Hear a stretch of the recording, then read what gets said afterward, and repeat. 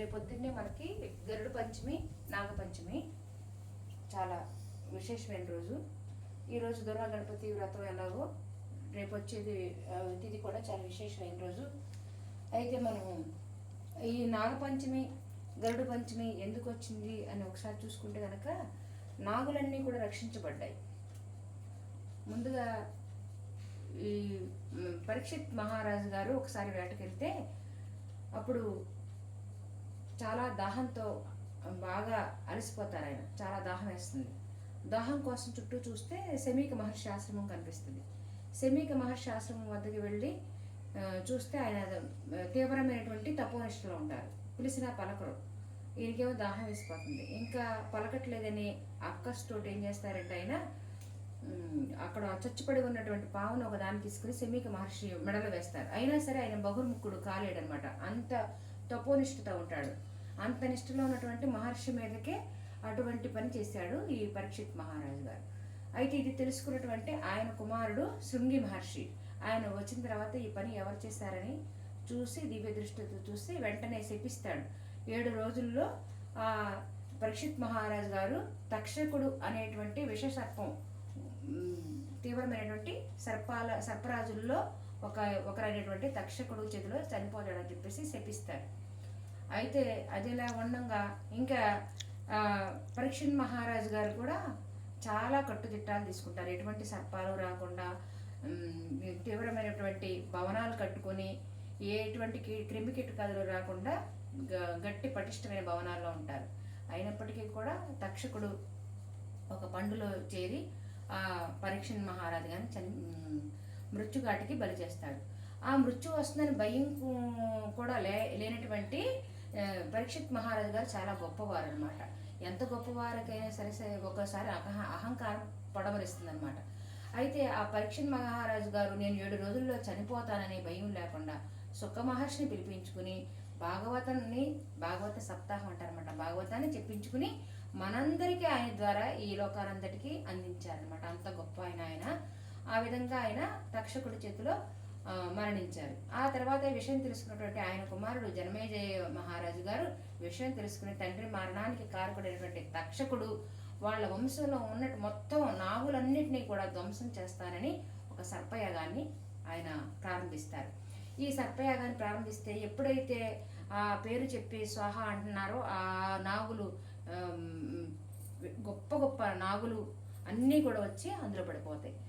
అయితే ఇంకా అలా పడిపోతుంటే దీన్ని ఎవరు అరికడతారు? ఇంకప్పుడు తక్షకుడిని చంపడానికి జయంగా అందరినీ బలి చేస్తున్నాడు అని చెప్పేసి ఆయనకి గురువుతో సమానటువంటి ఆయన్ని ఆస్తికుని దగ్గరికి వెళ్ళి ప్రార్థిస్తారు. అందరూ ప్రార్థిస్తే ఆస్తికుడు జనమేజయ మహారాజు గారికి గురువు వంటివాడు అనమాట.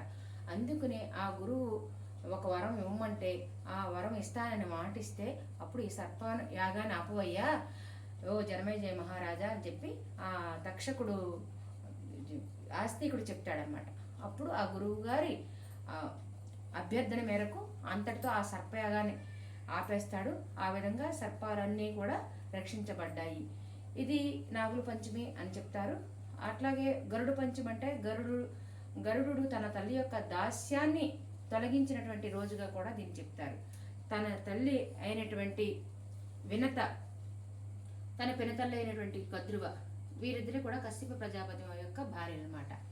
వారు ఈ వినత కద్రువులు ఒకసారి పందెం వేసుకుంటారు. తెల్లటి అశ్వం ఉంది, ఆ అశ్వానికి మచ్చ లేదు అని చెప్పేసి మచ్చ లేకపోతే మచ్చ ఉంది అని చెప్పేసి కద్రువు అంటది, లేదు అని చెప్పేసి వినత అంటది. వినత అంటే అప్పుడు నిజంగానే మచ్చ ఉండదు, అది తెల్లటి శ్వేతాశ్వం అనమాట. అయితే తన కుమారుల్లో ఒక కుమారుని వెళ్ళి చుట్టుకోమంటది. ఆ మచ్చే ఉంది, కొంచెం చీకటి పడ్డాక మచ్చ ఉంది కాబట్టి నువ్వు నాకు దాసిగా చెయ్యాలి ఎప్పుడు కూడా అంటే కద్రువుకి దాసీత్వం చేసింది ఈ వినత చేస్తే అప్పుడు ఆ తల్లి ఒక ఇద్దరు కుమారులను కంటది. ఇద్దరు కుమారుల కంటే ఒక అంటే 2 గుడ్లు పెడుతుంది పక్షి అనమాట.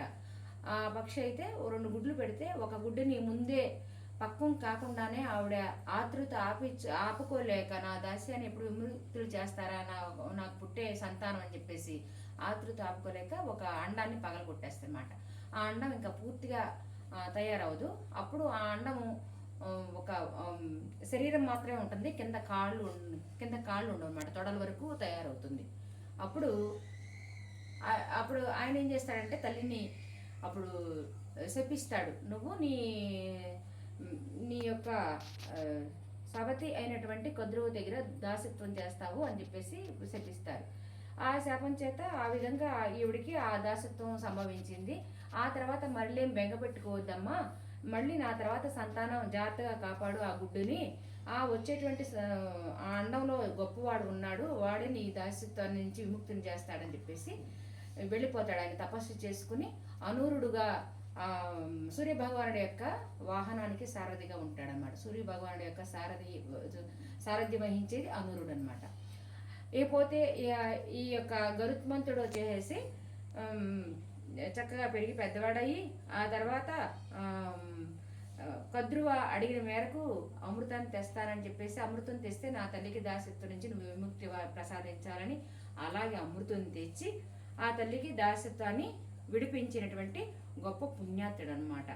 అటువంటి ఈ గరుడ పంచమి నాగపంచమి రోజు ఆ గరుడాళ్వారిని ఆ యొక్క శ్రీమన్నారాయణమూర్తి యొక్క వాహనమైనటువంటి పక్షిరాజాయ విద్మహే సువర్ణపక్షాయ ధీమహే అనే ఆ గరుడాళ్వారిని మనం చక్కగా భక్తితో సేవించుకుందాం.